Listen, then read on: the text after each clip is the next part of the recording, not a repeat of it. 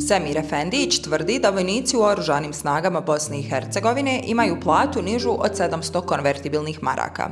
Da li je tačno to što govori predsjednik stranke za Bosnu i Hercegovinu? Platu profesionalnog vojnika čini osnovica pomnožena sa vrijednošću koeficijenta koji se određuje u skladu sa činom koji vojno lice ima.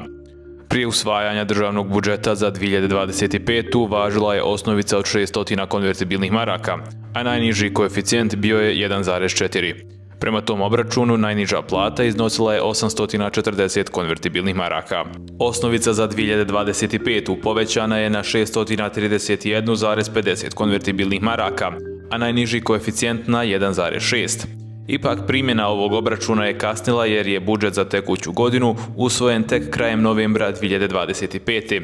To znači da trenutna najniža plata za vojnika iznosi oko 1010 konvertibilnih maraka. Plate u Oružanim snagama BiH jesu niske, ali nisu između 600 i 700 konvertibilnih maraka, kako tvrdi Semir Efendić. Zbog toga smo njegovu izjavu ocijenili neistinitom.